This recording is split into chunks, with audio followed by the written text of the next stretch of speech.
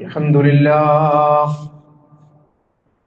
الحمد لله الذي خلق السماوات والأرض وجعل الظلمات والنور نحمد الله ونستعينه ونستغفره ونستهديه ونؤمن به ونتوكل عليه ونعوذ بالله من شرور أنفسنا ومن سيئات أعمالنا من يهده الله فلا مضل له ومن يضلل فلا هادي له وأشهد أن لا إله إلا الله وحده لا شريك له وأشهد أن محمدا عبده ورسوله الذي بلغ الرسالة وأدى الأمانة ونصح على هذه الأمة وجاهد في الله حق جهاده حتى أتانا اليقين اللهم صل على محمد وعلى آل محمد كما صليت على إبراهيم وعلى آل إبراهيم وبارك على محمد وعلى آل محمد كما باركت على إبراهيم وعلى آل إبراهيم في العالمين إنك حميد مجيد أيها الإخوان والأخوات أوصيكم ونفسي أولا بتقوى الله إن أريد إلا الإصلاح ما استطعت وما توفيقي إلا بالله عليه توكلت وإليه أنيب سبحانك اللهم لا علم لنا إلا ما علمتنا إنك أنت العليم الحكيم أعوذ بالله من الشيطان الرجيم بسم الله الرحمن الرحيم يريد الله أن يخفف عنكم وخلق الإنسان ضعيفا صدق الله العلي العظيم وصدق وبلغ رسوله النبي الكريم ونحن على ذلك من الشاهدين الشاكرين والحمد لله رب العالمين. ബഹുമാന്യരായ സഹോദരി സഹോദരങ്ങളെ, അല്ലാഹു സുബ്ഹാനഹു വ തആലയെ സൂക്ഷിച്ചും ഭയപ്പെട്ടും പടച്ചവന്റെ വിധിവിലക്കുകൾക്ക് വിധേയമായും ജീവിതത്തെ തഖ്വയുടെ പാതയിൽ തന്നെ നിലനിർത്തിക്കൊണ്ടു പോകാൻ അതീവ ജാഗ്രതയോടുകൂടി പരിശ്രമിക്കണമെന്നും എന്നെയും നിങ്ങളെയും ഓർമ്മപ്പെടുത്തുകയാണ്, വസിയത്ത് ചെയ്യുകയാണ്.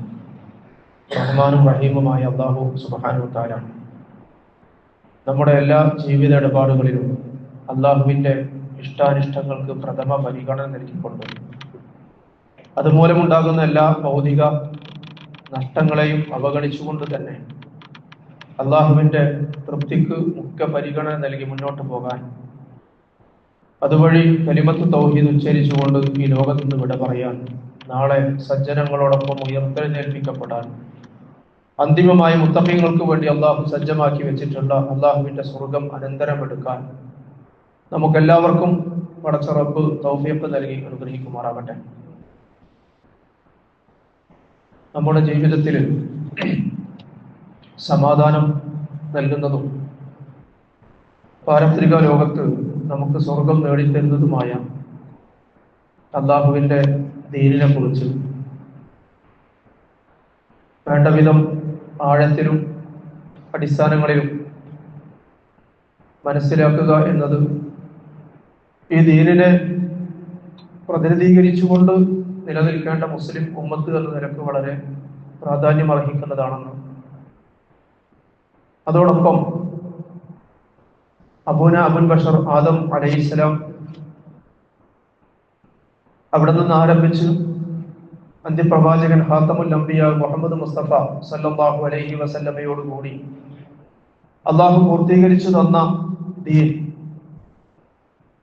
ആ ദീൻ സമ്പൂർണവും സമഗ്രവുമാണ് എന്നതോടൊപ്പം വളരെ ബാലൻസ്ഡ് ആയിട്ടുള്ള സന്തുലിതമായിട്ടുള്ള ഒരു ദീൻ കൂടിയാണെന്നും കഴിഞ്ഞ രണ്ട് ഖുതുബകളിൽ സഹോദരങ്ങളുടെ ശ്രദ്ധയിൽപ്പെടുത്തുകയുണ്ടായി. ഈ ദീനിന്റെ ഈ ബാലൻസിങ്, ഈ സന്തുലിത സമീപനം തിരിച്ചറിയാതെ പോയാൽ സംഭവിക്കുന്ന അപകടങ്ങളെ സംബന്ധിച്ചും കഴിഞ്ഞ ഖുതുബയിൽ പരാമർശിക്കുകയുണ്ടായി. ദീനിൽ അടിസ്ഥാനങ്ങളുണ്ട്, ശാഖാപരമായ കാര്യങ്ങളുമുണ്ട്. ഇത് രണ്ടും വേർതിരിച്ചു മനസ്സിലാകാതെ ഏതൊക്കെയാണ് ദീനിൽ പ്രാധാന്യമുള്ളതെന്നും ഓരോന്നിൻ്റെയും സ്ഥാനം എന്താണെന്നും ഏതളവിലാണ് ഓരോന്നിനെയും അതതിൻ്റെ സ്ഥാനത്ത് പരിഗണിക്കേണ്ടത് എന്നും ചിന്തിക്കാതെ, അതൊന്നും പരിഗണിക്കാതെയാണ് നമ്മൾ ഈ ദീന് കൊണ്ടു നടക്കുന്നത് എങ്കിൽ അത് കേവലം നമുക്ക് ആത്മനിർവൃതി നൽകുമെന്നല്ലാതെ സാക്ഷാൽ ഇസ്ലാമിനെ പ്രതിനിധീകരിക്കാനോ ഇസ്ലാമിക ജീവിതത്തിന്റെ നാലയലത്ത് എത്തുവാനോ നമുക്ക് സാധ്യമാവുകയില്ല എന്ന് സൂചിപ്പിക്കേണ്ടായി. അള്ളാഹുവിന്റെ ദീനിന്റെ ഈ സന്തുലിത സമീപനം, അതിന്റെ പ്രാധാന്യക്രമവും നമുക്ക് നഷ്ടപ്പെട്ടാൽ സംഭവിക്കുന്ന 3 അപകടങ്ങളെ സംബന്ധിച്ച് കഴിഞ്ഞ ഖുതുബയുടെ അവസാനത്തിൽ ചില സൂചനകൾ മാത്രം നൽകുകയുണ്ടായി. ആ 3 അപകടങ്ങളിൽ ഒന്ന് ഉസൂലുകളും ഫുറൂകളും വേർതിരിച്ചറിയാൻ കഴിയാതെ വരിക എന്നതാണ്. എന്ന് പറഞ്ഞാൽ ദീനിന്റെ അടിസ്ഥാനങ്ങളോ ഏത്, ശാഖകളേത് എന്ന് മനസ്സിലാക്കാൻ കഴിയാതെ അത് രണ്ടും കൂടിക്കുഴഞ്ഞു പോകും എന്നുള്ളതാണ്. രണ്ടാമത്തേത്, അള്ളാഹുവിന്റെ ദീൻ യഥാർത്ഥത്തിൽ യുസ്റാണ്, എളുപ്പമുള്ള ദീനാണ്. അത് ഹുസ്റായി തീരും, സങ്കീർണമായി കൊണ്ടു നടക്കാൻ കഴിയാത്ത ദീനായി മാറും എന്നതാണ് രണ്ടാമത്തെ അപകടം. മൂന്നാമതായി സംഭവിക്കുന്നത് തനത്തു കടന്നു വരും, അഥവാ തീവ്രമതപരമായ നിലപാടുകൾ നമ്മുടെ ജീവിതത്തിലേക്കും കടന്നു വരും എന്നതിനെ സംബന്ധിച്ചാണ് കഴിഞ്ഞ ഖുതുബയുടെ അവസാനം സൂചിപ്പിച്ചത്. അതോടൊപ്പം സൃഷ്ടാവായ ഖാലിഖായ അല്ലാഹു സുബ്ഹാനഹു വ തആല തന്നെയാണ് ഹിദായത്തിന്റെയും നാഥൻ. എന്ന് പറഞ്ഞാൽ മാർഗദർശനവും അവനിൽ നിന്ന് തന്നെയാണ് ലഭിക്കേണ്ടത്. ആ സൃഷ്ടാവായ റബ്ബ് സുബ്ഹാനഹു വ തആല അവന്റെ സൃഷ്ടിപ്പിൽ എന്ന പോലെ തന്നെ മാർഗദർശനത്തിന്റെ കാര്യത്തിലും സന്തുലിതമായ സമീപനമാണ് സ്വീകരിച്ചിട്ടുള്ളത് എന്നും സൂചിപ്പിക്കേണ്ടായി. അഥവാ നമ്മൾ ജനിച്ചു വളർന്ന് ജീവിച്ചു കൊണ്ടിരിക്കുന്ന ഈ ദീനിൽ എല്ലാ വിഷയങ്ങൾക്കും ഒരേ സ്ഥാനവും പ്രാധാന്യവുമല്ല ഉള്ളത് എന്നും ഓരോന്നും വെക്കേണ്ട അളവിൽ വെക്കേണ്ടിടത്ത് വെക്കുക എന്നതാണ് സന്തുലിതത്വം എന്നും സൂചിപ്പിക്കേണ്ടായി. ഈ സന്തുലിത കാഴ്ചപ്പാട് നഷ്ടപ്പെട്ടാൽ സംഭവിക്കുന്ന അപകടങ്ങളെ കുറിച്ചാണ് ഞാൻ നേരത്തെ പറഞ്ഞത്. അതിൽ ഒന്നാമത്തെ അപകടം എന്ന് പറയുന്നത് ദീനിന്റെ ഉസൂലുകളും ഫുറൂകളും മാറിപ്പോകും എന്നതാണ്. അഥവാ അടിസ്ഥാനങ്ങളും ശാഖാപരമായ സംഗതികളും കൂടിക്കുഴഞ്ഞു പോകും എന്നുള്ളതാണ്. നിലവിലുള്ള ഞാനും നിങ്ങളുമൊക്കെ ജീവിച്ചു കൊണ്ടിരിക്കുന്ന ഇന്നത്തെ കേരളീയ സമുദായ സാഹചര്യത്തിൽ വളരെ ഗൗരവത്തോടു കൂടി ചർച്ച ചെയ്യേണ്ട ഒരു വിഷയമാണിത്. ദീനിന്റെ അടിസ്ഥാനങ്ങളും അതിന്റെ ശാഖാപരമായ കാര്യങ്ങളും ഇത് പരസ്പരം മാറിപ്പോവുക എന്ന് പറഞ്ഞാൽ വലിയ അപകടമാണ്. നമുക്കറിയാം, ഉസൂലുകൾ എന്ന് പറഞ്ഞാൽ ദീനിന്റെ അടിത്തറകളാണ്, ഫുറൂകൾ എന്ന് പറഞ്ഞാൽ ദീനിന്റെ ശാഖാപരമായ വിഷയങ്ങളാണ്. ഇവ രണ്ടും മാറിപ്പോവുക എന്ന് പറഞ്ഞാൽ തലയും വാലും മാറിപ്പോവുക എന്നതാണ് അതിന്റെ അർത്ഥം.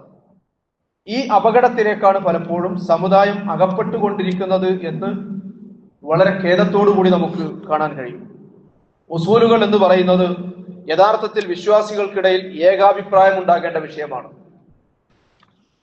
ഉസൂലുകൾ, അടിസ്ഥാനങ്ങൾ എന്ന് പറയുന്നത് മുസ്ലിം സമൂഹത്തിലെ ഏത് വിഭാഗത്തിനും യോജിക്കേണ്ട വിഷയമാണ്. അതിൽ അഭിപ്രായ വ്യത്യാസത്തിന് പഴുതില്ലാത്ത വിഷയമാണ്. എന്നാൽ അതേസമയം ഒന്നിലധികം അഭിപ്രായങ്ങൾക്ക് പഴുതുള്ള കാര്യങ്ങളാണ് ശാഖാപരമായ കാര്യങ്ങൾ എന്ന് നമ്മൾ മനസ്സിലാക്കണം. എന്നാൽ ശാഖാപരമായ ഒരു വിഷയത്തെ എടുത്ത് വളർത്തി വലുതാക്കി അതാണ് അസലിയായ കാര്യം എന്ന പോലെ ജനങ്ങളുടെ മുമ്പിൽ അത് ഗൗരവത്തോടു കൂടി അവതരിപ്പിക്കുക, ആ ശാഖാപരമായ വിഷയങ്ങളുടെ പേരിൽ വാദപ്രതിവാദങ്ങൾ നടത്തുക, തർക്ക വിതർക്കങ്ങളും ഖണ്ഡന മണ്ഡലങ്ങളുമായി മുന്നോട്ട് പോകുക, എന്നിട്ട് അതിന്റെ പേരിൽ സമുദായത്തെ ഭിന്നിപ്പിക്കുക. പ്രിയമുള്ളവരെ, ഇന്ന് മുസ്ലിം സമുദായത്തിൽ സംഭവിച്ചു കൊണ്ടിരിക്കുന്ന ഒരു അപകടകരമായ പ്രവണതയാണിത്. അസലിയായ കാര്യത്തിൽ മുഅ്മിനുകൾക്കിടയിൽ ഒറ്റ അഭിപ്രായമേ ഉണ്ടാകാവൂ. അടിസ്ഥാനപരമായ വിഷയങ്ങളിൽ മുസ്ലിം ഉമ്മത്തിൽ ഒരൊറ്റ അഭിപ്രായമേ ഉണ്ടാകാവൂ. എന്നാൽ അതേസമയം ഫറഈയായ കാര്യങ്ങളിൽ, ശാഖാപരമായ വിഷയങ്ങളിൽ വ്യത്യസ്ത അഭിപ്രായങ്ങൾക്ക് സാധ്യതയുള്ള വിഷയങ്ങളാണ്. ഇവ രണ്ടിനെയും ഒരേപോലെ സമീപിക്കുവാൻ പാടുള്ളതല്ല. ഇസ്ലാമിന്റെ സന്തുലിതത്വം നഷ്ടപ്പെട്ടപ്പോൾ സമുദായത്തിന് ഇവയെല്ലാം ഒരുപോലെയായി എന്നതാണ് സംഭവിച്ചത്. അതൊരു വലിയ ദുരന്തമാണ്. ഞാൻ വളരെ എളുപ്പത്തിൽ നിങ്ങൾക്ക് മനസ്സിലാക്കാൻ ഒരു ഉദാഹരണം പറയാം. അല്ലാഹു അല്ലാത്തവരെ വിളിച്ചു പ്രാർത്ഥിക്കുന്നതും തറാവീഹ് നമസ്കാരം 23 റക്അത്ത് നമസ്കരിക്കുന്നതും ഒരുപോലെ കൈകാര്യം ചെയ്യേണ്ട സാഹചര്യം ഉണ്ടായി സമുദായത്തിൽ. വാസ്തവത്തിൽ ഇത് രണ്ടും ഒരുപോലെയല്ലല്ലോ. ആദ്യം പറഞ്ഞത് തൗഹീദുമായി അഭേദ്യമായി ബന്ധപ്പെട്ട് നിൽക്കുന്ന അസലിയായ വിഷയമാണ്. പരിശുദ്ധ ഖുർആൻ നമ്മളെടുത്ത് പരിശോധിച്ചാൽ വളരെ ഗൗരവത്തോടുകൂടി ഈ ഉമ്മത്തിനെ ആവർത്തിച്ച് പഠിപ്പിച്ചിട്ടുള്ള കാര്യമാണ്. എന്താണ്? ഖാലിക്കായ സൃഷ്ടാവായ അള്ളാഹുവോടല്ലാതെ മറ്റാരെയും വിളിച്ച് പ്രാർത്ഥിക്കാൻ പാടില്ല എന്നത് ഇസ്ലാമിന്റെ അടിസ്ഥാനങ്ങളിൽപ്പെട്ടതാണ്. അതൊരു ഇജ്തിഹാദിയായ വിഷയമേ അല്ല. മുസ്ലിം സമുദായത്തിൽ രണ്ടഭിപ്രായത്തിന് പഴുതില്ലാത്ത ഇസ്ലാമിന്റെ അടിത്തറകളിൽപ്പെട്ടതാണത്. നമ്മളൊക്കെ ഓരോ ദിവസത്തിലും 5 നേരത്തെ നമസ്കാരത്തിൽ നമ്മൾ ആവർത്തിച്ച് പ്രഖ്യാപിക്കാൻ പഠിപ്പിക്കപ്പെട്ട സൂറത്തു ഫാത്തിഹ, ആ സൂറത്തു ഫാത്തിഹ ഒറ്റക്കാണ് നമ്മൾ നമസ്കരിക്കുന്നെങ്കിൽ പോലും എല്ലാവരും പറയുന്നത്, ഈ ഉമ്മത്തിന്റെ പ്രതിജ്ഞയായി നമ്മൾ ആവർത്തിച്ചു പറയുന്നത് ഇയ്യാക നഅ്ബുദു വ ഇയ്യാക നസ്തഈൻ എന്നാണ്. അല്ലേ? പടച്ചവനെ, ഞങ്ങൾ നിനക്ക് മാത്രമേ ഇബാദത്ത് ചെയ്യുന്നുള്ളൂ. ഞങ്ങൾ എന്ന് പറഞ്ഞാൽ മുസ്ലിം ഉമ്മയുടെ പ്രതിനിധിയായിട്ടാണ് നമ്മൾ പടച്ചവന്റെ മുമ്പിൽ കൈകെട്ടി നിന്നുകൊണ്ട് ഈ പ്രഖ്യാപനം നടത്തുന്നത്. അല്ലാതെ ഞാൻ ഒറ്റക്കല്ല, ഈ ഉമ്മത്തിന്റെ ഭാഗമാണ് ഞാൻ. ഇയ്യാക നഅ്ബുദു വ ഇയ്യാക നസ്തഈൻ. പടച്ചവനെ, ഞങ്ങളാകുന്ന മുസ്ലിം ഉമ്മ നിനക്ക് മാത്രമേ ഞങ്ങൾ ഇബാദത്ത് ചെയ്യുകയുള്ളൂ. നിന്റെ ആജ്ഞാനിർദ്ദേശങ്ങൾക്ക് വിധേയപ്പെട്ടുകൊണ്ട് മാത്രമേ ഞങ്ങൾ ജീവിക്കുകയുള്ളൂ. ഇയ്യാക നഅ്ബുദു എന്ന ഇബാദത്ത് അള്ളാഹുവിന് മാത്രമേ ചെയ്യൂ എന്നതിന്റെ അനിവാര്യ താല്പര്യവും അതിന്റെ അനിവാര്യ തേട്ടവുമാണ് അവനോട് മാത്രമേ സഹായം തേടൂ എന്നത്. വ ഇയ്യാക നസ്തഈൻ, അതിന്റെ തുടർച്ചയിൽ തന്നെ ഇത് ആവർത്തിക്കുന്നുണ്ട്. നിന്നോട് മാത്രമേ ഞങ്ങൾ സഹായം അർത്ഥിക്കുന്നുള്ളൂ. അപ്പൊ പടച്ചവൻ മാത്രമാണ് നമ്മുടെ സാക്ഷാൽ മഅബൂദ് അഥവാ ഇബാദത്തിന് അർഹനായിട്ടുള്ളവൻ എന്നതിന്റെ തേട്ടമാണ് അവനോട് മാത്രമേ ദുആ ചെയ്യാവൂ എന്നത്. കാരണം ദുആ എന്ന് പറയുന്നത്, പ്രാർത്ഥന എന്ന് പറയുന്നത് ഇബാദത്തിന്റെ മജ്ജയാണ് എന്ന് ഇമാം തുർമുദി റിപ്പോർട്ട് ചെയ്ത ഹദീസിൽ റസൂലുള്ളാഹി സ്വല്ലല്ലാഹു അലൈഹി വസല്ലം ഈ ഉമ്മത്തിനെ പഠിപ്പിച്ചിട്ടുള്ളതാണ്. ഇമാം അഹ്മദ് റിപ്പോർട്ട് ചെയ്ത മറ്റൊരു ഹദീസിൽ അദ്ദുആ ഹുവൽ ഇബാദ എന്നും പഠിപ്പിച്ചിട്ടുണ്ട്. ഇബാദത്ത്, ദുആ തന്നെയാണ് ഇബാദത്ത് എന്ന് റസൂലുള്ളാഹി. അതുകൊണ്ട് അത് അല്ലാഹുവല്ലാത്തവരിലേക്ക് നീങ്ങാൻ പാടില്ലാത്ത അടിസ്ഥാനപരമായ വിഷയമാണ്. എന്ന് പറഞ്ഞാൽ അല്ലാഹുവിലേക്കല്ലാതെ പ്രാർത്ഥനക്കായി നിങ്ങളുടെ കൈകൾ ഉയർത്താൻ പാടില്ല എന്ന്. ഈ മൗലികമായ സംഗതി വിശുദ്ധ ഖുർആൻ നമ്മൾ പരിശോധിച്ചാൽ ഒരുപാട് ആയത്തുകളിലൂടെ അല്ലാഹു സുബ്ഹാനഹു വ തആല നമ്മെ പഠിപ്പിച്ചിട്ടുള്ളതാണ്.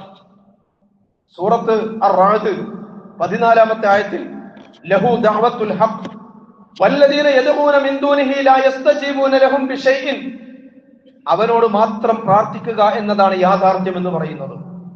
ആ പടച്ചവനെ വെടിഞ്ഞുകൊണ്ട് ഈ കൂട്ടർ പ്രാർത്ഥിച്ചു കൊണ്ടിരിക്കുന്ന വസ്തുക്കൾക്കൊന്നും ഒരു ഉത്തരവും നിങ്ങൾക്ക് നൽകാൻ കഴിയില്ല. പരിശുദ്ധ ഖുർആൻ സൂറത്ത് ബഖറയിലെ 186-ാമത്തെ ആയത്തിൽ നോമ്പുമായി ബന്ധപ്പെട്ട ആയത്തുകൾക്കിടയിൽ അല്ലാഹു സൂചിപ്പിക്കുന്നുണ്ടല്ലോ, വൈദാ സാലക ഇബാദി അന്നി ഫഇന്നി ഖരീബ് ഉജീബു ദഅവത ദാഇ ഇദാ ദഅൻ. പടച്ചവൻ നിങ്ങളുമായി ഒട്ടും അകലെയല്ല. വൈദാ സാലക ഇബാദി, എന്റെ അടിയാറുകൾ പ്രവാചകരെ എന്നെ കുറിച്ച് താങ്കളോട് ചോദിച്ചാൽ ഫഇന്നി ഖരീബ്, ഞാൻ അവരുടെ ഏറ്റവും സമീപസ്ഥനാണ്. ഞാൻ നിങ്ങളുമായി ഒട്ടും അകലെയല്ല, വിദൂരസ്ഥനായ നാഥനല്ല, സമീപസ്ഥമാണ് നിങ്ങളുടെ റബ്ബ്. അകലങ്ങളിൽ കഴിയുന്ന ഒരു അള്ളാഹുവിനെ കുറിച്ചല്ല വിശുദ്ധ ഖുർആൻ നിങ്ങളെ പഠിപ്പിക്കുന്നത്. നിങ്ങളുടെ കർണ ഞരമ്പിനേക്കാൾ നിങ്ങളുടെ അടുത്ത് നിൽക്കുന്ന വനഹനു അഖ്റബു ഇലൈഹി മിൻ ഹബ്ലിൽ വരീദ്, നിങ്ങളുടെ കർണ ഞരമ്പിനേക്കാൾ നിങ്ങളോട് അടുത്ത് നിൽക്കുന്ന ഒരു റബ്ബിനെ കുറിച്ചാണ് പടച്ചവൻ നിങ്ങളെ പഠിപ്പിക്കുന്നത്. അവൻ ഏറ്റവും സമീപസ്ഥനാണ്. അതുകൊണ്ട് വൈദാ സാലക ഇബാദി അന്നി ഫഇന്നി ഖരീബ് ഉജീബു ദഅവത ദാഇ ഇദാ ദഅൻ, അവർ എന്നെ വിളിച്ച് പ്രാർത്ഥിച്ചാൽ ഞാൻ അവരുടെ പ്രാർത്ഥനയ്ക്ക് ഉത്തരം നൽകാൻ അവരുടെ സമീപത്ത് തന്നെ ഞാനുണ്ട്. അതുകൊണ്ട് അവർ എന്റെ വിളിക്ക് ഉത്തരം നൽകട്ടെ, എന്നിൽ വിശ്വസിക്കുകയും ചെയ്യട്ടെ, അവർ സന്മാർഗം പ്രാപിച്ചേക്കാം. പരിശുദ്ധ ഖുർആൻ സൂറത്തുൽ ഫുർഖാൻ അതിന്റെ അവസാന ഭാഗത്തേക്ക് എത്തുമ്പോ ഇബാദുർ റഹ്മാന്റെ സവിശേഷതകൾ വിശദീകരിക്കുന്നുണ്ടല്ലോ. അള്ളാഹുവിന്റെ കരുണാവാരിധിയായ പടച്ചവന്റെ വിനീതരായ ദാസന്മാരുടെ സ്വഭാവ സവിശേഷതകൾ വിശദീകരിക്കുമ്പോ അതിന്റെ ആദ്യ ഭാഗത്ത് തന്നെ അള്ളാഹു എടുത്തു പറയുന്നുണ്ടല്ലോ, വല്ലദീന ലാ യദ്ഊന മഅല്ലാഹി ഇലാഹൻ ആഖർ, വല്ലദീന ലാ യദ്ഊന മഅല്ലാഹി ഇലാഹൻ ആഖർ. കരുണാവാരിധിയായ അടിയാറുകളുടെ സ്വഭാവങ്ങൾ വിശദീകരിക്കുന്നിടത്ത് പടച്ചവനല്ലാതെ മറ്റാരെയും വിളിച്ച് പ്രാർത്ഥിക്കാത്തവരാണവർ എന്ന് വിശുദ്ധ ഖുർആൻ അടിവരയിടുകയാണ്. അപ്പൊ അള്ളാഹുവിനുള്ള ഇബാദത്തിന്റെ ഭാഗമാണ് പ്രാർത്ഥിക്കുന്നത് അവനോട് മാത്രമായിരിക്കുക എന്നത്. മറിച്ച് സംഭവിച്ചാൽ ആ ദുആ ശുദ്ധ ശിർക്കാണെന്ന കാര്യത്തിലും ഒരു സംശയത്തിനും അവകാശമില്ല. ശിർക്ക് അഥവാ പടച്ചവനിൽ പങ്കു ചേർക്കൽ, പടച്ചവന്റെ സ്ഥാനത്ത് മറ്റു വ്യക്തികളെയോ ശക്തികളെയോ അവലംബിക്കൽ അല്ലാഹ് ഒരിക്കലും പൊറുക്കാത്ത പാപമാണെന്ന് പരിശുദ്ധ ഖുർആൻ. ഇന്നല്ലാഹ ലാ യഗ്ഫിറു അൻ യുശ്റക ബിഹി വയഗ്ഫിറു മാ ദൂന ദാലിക ലിമൻ യശാ വമൻ യുശ്രിക് ബില്ലാഹി ഫഖദ് ഇഫ്തറാ ഇസ്മൻ അദീമ. പടച്ചവന് പങ്കാളികളെ കൽപ്പിക്കുക, അള്ളാഹുവിന്റെ അധികാരവും അവന്റെ അവകാശവും ഒക്കെ അള്ളാഹു അല്ലാത്ത മറ്റുള്ളവർക്ക് വകവെച്ചു കൊടുക്കുക എന്ന് പറയുന്നത് പടച്ചവൻ ഒരിക്കലും പൊറുക്കാത്തതാണ്. മറ്റെല്ലാ പാതകങ്ങളും അതല്ലാത്ത ഏത് പാപവും അവൻ ഉദ്ദേശിക്കുന്നവർക്ക് പുറത്തു കൊടുക്കും. വമൻ യുശ്രിക് ബില്ലാഹ്, ആരെങ്കിലും അള്ളാഹുവിന് പങ്കാളികളെ കൽപ്പിക്കുന്നുവെങ്കിൽ ഫഖദ് ഇഫ്തറാ ഇസ്മൻ അദീമ, കൊടും പാപമാണ് അവൻ ചെയ്യുന്നത് എന്നാണ്. ചില്ലറ പാപല്ല, അവൻ കൊടും പാപമാണ് ഇസ്മുൻ അദീമ. ഇസ്മുൻ അദീം വല്ലാത്തൊരു പ്രയോഗമാണ്. ഷിർക്കിനെ സംബന്ധിച്ച് കേവലം ഒരു പാപമായല്ല പരിശുദ്ധ ഖുർആൻ പരിചയപ്പെടുത്തുന്നത്, മറിച്ച് മഹാപാതകമായിട്ടാണ്. മഹാനായ ലുഖ്മാനുൽ ഹക്കീം തന്റെ പ്രിയപ്പെട്ട മകനെ വിളിച്ചുകൊണ്ട് തന്റെ മകന് നൽകുന്ന വളരെ മനോഹരമായ സാരോപദേശമുണ്ടല്ലോ. ആ ഉപദേശത്തിൽ അദ്ദേഹം എടുത്തു പറയുന്ന വളരെ പരമപ്രധാനമായ സംഗതി, യാ ബുനയ്യ ലാ തുശ്രിക് ബില്ലാഹ്, പ്രിയപ്പെട്ട മോനെ, നീ അള്ളാഹുവിന് പങ്കാളികളെ കൽപ്പിക്കരുത്, പടച്ചവന് നീ പങ്കു ചേർക്കരുത്. കാരണം ഇന്ന ശിർക്ക് ലദുൽമുൻ അദീം, ശിർക്ക് എന്ന് പറയുന്നത് ചില്ലറ സംഗതിയല്ല, ചെറിയ പാപമല്ല, കൊടും പാതകമാണ് എന്നാണ്. മറ്റൊരു സന്ദർഭത്തിൽ വിശുദ്ധ ഖുർആൻ പറയുന്ന സൂറത്തുൽ ഹജ്ജിന്റെ 31-ാമത്തെ ആയത്തിൽ ഈ ശിർക്ക് പ്രവർത്തിക്കുന്നവന്റെ, പടച്ചവനെ കൂടാതെ മറ്റുള്ളവരെ വിളിച്ചു പ്രാർത്ഥിക്കുകയും അള്ളാഹുവിന്റെ അവകാശങ്ങളും അധികാരങ്ങളും ഒക്കെ പടച്ചവനല്ലാത്തവർക്ക് വകവെച്ചു കൊടുക്കുകയും ചെയ്യുന്നവന്റെ ഉദാഹരണം എന്ന് പറയുന്നത് ആകാശത്ത് നിന്ന് വീണവരെ പോലെയാണ് എന്നാണ്. വമൻ യുശ്രിക് ബില്ലാഹി ഫകഅന്നമാ ഹറ മിനസ് സമാ, ആകാശത്ത് നിന്ന് വീണവരെ പോലെയാണ്. അതിന്റെ തുടർച്ചയിൽ എന്താ ആകാശത്ത് വീണ സംഭവിക്കുക?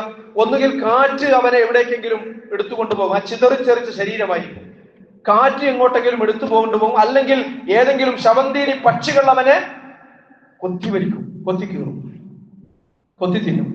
ഇതാണ് ആകാശത്ത് വീണവന്റെ അവസ്ഥ. ഒരു ഗതിയും പിന്നെ ഉണ്ടാവുകയില്ല എന്നാണ് ഞാൻ പറഞ്ഞു വന്നിരുന്നത്. അള്ളാഹു അല്ലാത്തവരോട് പ്രാർത്ഥിക്കുക എന്നത് മുസ്ലിം സമുദായത്തെ സംബന്ധിച്ചിടത്തോളം ഒരു ശാഖാപരമായ വിഷയമല്ല, അസ്ലിയായ കാര്യമാണ് എന്നാണ്. രണ്ടഭിപ്രായത്തിന് പഴുതില്ലാത്ത അടിസ്ഥാനമാണത്. ഇനി സമുദായത്തിൽ എപ്പോഴും തർക്കങ്ങൾ നടക്കുന്ന, അഭിപ്രായ വ്യത്യാസം നിലനിൽക്കുന്ന വിഷയമായ തറാവീഹിന്റെ റക്അത്തുകളുടെ എണ്ണം, അതല്ലെങ്കിൽ സുബഹിയുടെ നമസ്കാരത്തിലെ ഖുനൂത്തിന്റെ വിഷയം, ഇവയൊന്നും പ്രിയമുള്ളവരെ ദീനിൽ അസ്ലിയായ വിഷയങ്ങളല്ല. ഇതൊക്കെ ദീനിൽ ഫർഇയായ വിഷയമാണ്, ശാഖാപരമായ കാര്യങ്ങളാണ്. ഇതിനെ രണ്ടിനെയും ഒരേ രീതിയിൽ കൈകാര്യം ചെയ്യപ്പെടേണ്ടതുമില്ല.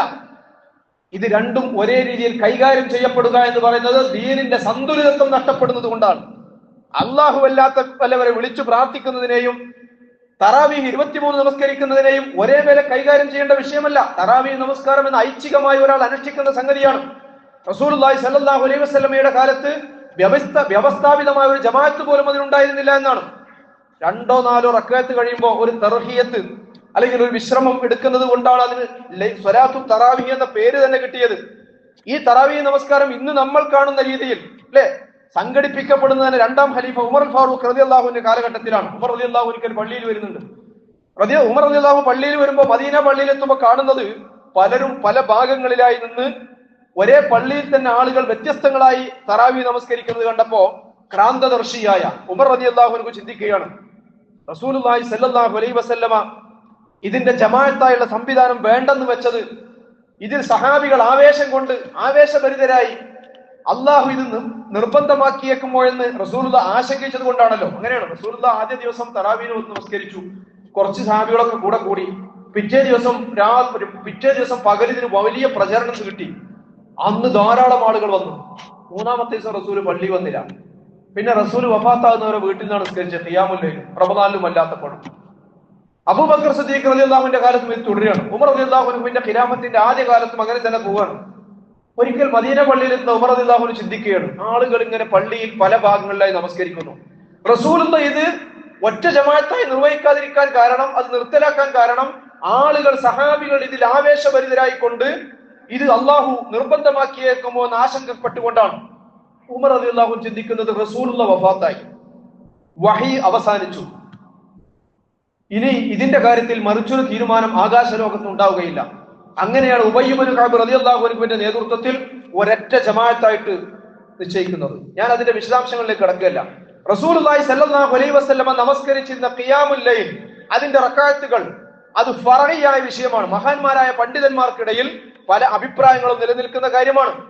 അഹ്ലു സുന്നത്തിന്റെ തന്നെ പ്രാമാണികരായ മദ്ഹബുകൾക്കിടയിൽ വ്യത്യസ്ത അഭിപ്രായങ്ങളുള്ള വിഷയമാണ്. ചില മഹാന്മാരുടെ അഭിപ്രായത്തിൽ സലാത്തു തറാവി 20 റക്അത്തും പിന്നെ വിത്റുമാണ്. മറ്റു ചില പണ്ഡിതന്മാരുടെ അഭിപ്രായത്തിൽ അത് 8 റക്അത്തും പിന്നെ 3 റക്അത്ത് വിത്റുമാണ്. ഇനിയും വേറെ ചിലരുടെ അഭിപ്രായത്തിൽ 36 റക്അത്താണ്. ഞാൻ പറയുന്നത് ഇത് അഭിപ്രായ വ്യത്യാസങ്ങൾക്ക് സാധ്യതയുള്ളതും പഴുതുള്ളതുമായ കാര്യമാണ് എന്നാണ്. നമ്മൾ തിരിച്ചറിയേണ്ടത് ഇത്തരം ശാഖാപരമായ വിഷയങ്ങളിൽ വിശാലതയുടെ ഒരു സംസ്കാരം സ്വീകരിക്കുകയാണ് വേണ്ടത് എന്നതാണ്. തറാവീഹിന്റെ റക്അത്തിന്റെ കാര്യം മാത്രമല്ല, ഖുനൂത്തിന്റെ വിഷയം അങ്ങനെ തന്നെയാണ്. സമുദായത്തിൽ വ്യത്യസ്ത അഭിപ്രായങ്ങൾക്ക് പഴുതുള്ള വിഷയമാണ്. പ്രിയമുള്ളവരെ, അതിലൊന്നും തർക്കിച്ച് ഒരഭിപ്രായം സ്ഥാപിക്കേണ്ട ഒരനിവാര്യതയും ഈ ദീനിലില്ല എന്ന് നമ്മൾ മനസ്സിലാക്കണം. ഓരോരുത്തരും അവരവർക്ക് ബോധ്യപ്പെടുന്നത് ഏത് ഇമാമിന്റെ പഠനമാണോ എന്ന് ചിന്തിച്ച് ഏത് മുജ്തഹിദിന്റെ ഇജ്തിഹാദാണോ അത് സ്വീകരിക്കാൻ വിശ്വാസികളെ അനുവദിക്കാനുള്ള ഒരു വിശാലതയാണ് ഇത്തരം വിഷയങ്ങളിൽ സമുദായവും സമുദായ നേതൃത്വവും പ്രകടിപ്പിക്കേണ്ടത്. തന്റെ അഭിപ്രായം സ്വീകരിക്കാത്തവരെ താറടിക്കുക, അവരെ അപഹസിക്കുക, അവരെ അധിക്ഷേപിക്കുക, ഇതൊക്കെ ന്യായമാണോ എന്ന് സമുദായം ഇനിയെങ്കിലും ആലോചിക്കേണ്ടതുണ്ട്. ഇസ്ലാമിന്റെ സന്തുലിതമായ സമീപനം നഷ്ടപ്പെടുമ്പോ അസലിയായ വിഷയങ്ങളും ഫറഇയായ കാര്യങ്ങളും അഥവാ അടിസ്ഥാനപരമായ വിഷയങ്ങളും ശാഖാപരമായ കാര്യങ്ങളും ഒരുപോലെ കാണുക എന്ന അപകടത്തെ കുറിച്ചാണ് ഞാൻ പറയുന്നത്. ഖുനൂത്തിന്റെ കാര്യം അങ്ങനെ തന്നെയാണ്. ഖുനൂത്ത് എന്നത് സുന്നത്തായ സംഗതിയാണ്. അത് സുബഹി നമസ്കാരത്തിന്റെ 2ാമത്തെ റക്അത്തിൽ പതിവായി അനുഷ്ഠിക്കുന്നത് പ്രവാചകചര്യയുടെ ഭാഗമാണോ എന്നതാണ് വിഷയം. നമ്മൾ മനസ്സിലാക്കേണ്ടത് അതൊരു അടിസ്ഥാനപരമായ വിഷയമേ അല്ല. ഖുനൂത്ത് എന്ന സംഗതി സുന്നത്താണെന്ന കാര്യത്തിൽ ആർക്കും തർക്കമില്ലല്ലോ. ഖുനൂത്ത് സുന്നത്താണ് എന്ന കാര്യത്തിൽ ആർക്കും തർക്കമില്ല. സുബഹിന്റെ 2ാം റക്അത്തിൽ റസൂലുള്ളാഹി അത് പതിവായി നിർവഹിച്ചിരുന്നോ എന്നതിൽ അഭിപ്രായ വ്യത്യാസമുള്ളൂ. ഇത് സംബന്ധമായ വ്യത്യസ്തമായ അഭിപ്രായങ്ങൾ നിലനിൽക്കുന്നതും ഒരു യാഥാർത്ഥ്യമാണല്ലോ. റസൂലുള്ളാഹി സ്വല്ലല്ലാഹു അലൈഹി വസല്ലമയുടെ ഖുനൂത്തിനെ കുറിച്ച് എപ്പോഴാണ് റസൂലുള്ളാഹി നിർവഹിച്ചിരുന്നത് എന്നതിനെ കുറിച്ചുള്ള ചിലരുടെ അഭിപ്രായം ഹത്താ ഫാറഖ ദുനിയ എന്നതാണ്. റസൂലുള്ളാഹി ദുനിയാവിൽ നിന്നും വേർപിരിയുന്നത് വരെ ഖുനൂത്ത് നിർവഹിച്ചിരുന്നു എന്നാണ്. എന്നാൽ ആ ഖുനൂത്തിന്റെ സ്വഭാവം എന്തായിരുന്നു? മുസ്ലിം സമുദായത്തെ സംബന്ധിച്ചിടത്തോളം വലിയ പരീക്ഷണങ്ങൾ, അതല്ലെങ്കിൽ എന്തെങ്കിലും വിപത്തുകൾ, വല്ല പ്രകൃതിക്ഷോഭങ്ങൾ, അങ്ങനെയുള്ള ദുരിതങ്ങൾ ഉണ്ടാകുന്ന ഘട്ടങ്ങളിൽ എല്ലാ നമസ്കാരങ്ങളും റസൂലുള്ളാഹി ഖുനൂത്ത് ശീലമാക്കിയിരുന്നുവെന്നും അത് ചില പ്രത്യേക കാലഘട്ടത്തിലായിരുന്നുവെന്നും ഒരു വിഭാഗം പണ്ഡിതന്മാരിൽ. വേറൊരു കൂട്ടർ പറയുന്നത് ഏതായാലും നിർവഹിച്ചിരുന്ന ഒരു സുന്നത്തല്ലേ, അതുകൊണ്ട് സുബഹിന്റെ 2ാം റക്അത്തിൽ അതൊരു ഗൗരവപ്പെട്ട സുന്നത്തായി അവിടെ കിടക്കട്ടെ, അതങ്ങനെ തുടർന്നു പോകട്ടെ.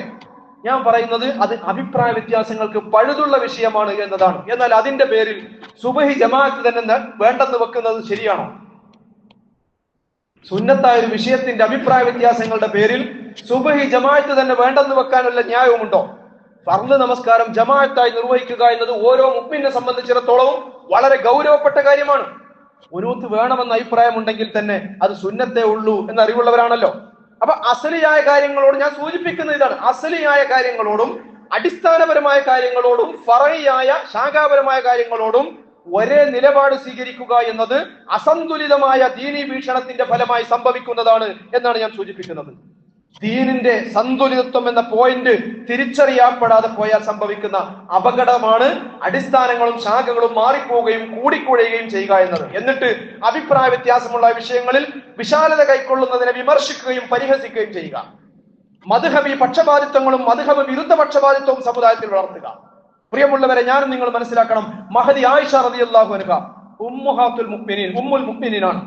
ആ ഉമ്മുൽ മുഅ്മിനീനായ വ്യക്തിത്വമായ പ്രഗൽഭയായ ആ ഹദീസ് നിവേദനങ്ങളിൽ ഏറ്റവും കൂടുതൽ ഹദീസുകൾ അറിയാമായിരുന്ന ആയിഷ റളിയല്ലാഹു അൻഹയും പ്രവാചകന്റെ കാലത്ത് പ്രവാചകനോടൊപ്പം സഹവസിച്ചിരുന്ന പ്രഗൽഭരായ സഹാബികളുമായി 30-ലധികം കർമ്മശാസ്ത്ര വിഷയങ്ങളിൽ വ്യത്യസ്ത അഭിപ്രായങ്ങൾ ഉണ്ടായിരുന്നു നമ്മൾ മനസ്സിലാക്കണം. 30-ലധികം വിഷയങ്ങളിൽ ആയിഷ റളിയല്ലാഹു അൻഹയുടെ അഭിപ്രായമല്ല പ്രഗത്ഭരായ ഒരുപാട് സഹാബികൾക്കുണ്ടായിരുന്നത്. സയ്യിദ് സുലൈമാൻ നദ്വി അവർകളുടെ ഉമ്മുൽ മുഅ്മിനീൻ ആയിഷ എന്ന ഗ്രന്ഥത്തിന്റെ അവസാന ഭാഗത്ത് സഹാബികളും ആയിഷ റളിയല്ലാഹു അൻഹയും തമ്മിൽ അഭിപ്രായ വ്യത്യാസങ്ങൾ ഉണ്ടായിരുന്ന ശാഖാപരമായ 30ഓളം വിഷയങ്ങളെ കുറിച്ച് കാണാൻ സാധിക്കും. അത് സ്വാഭാവികമാണ്.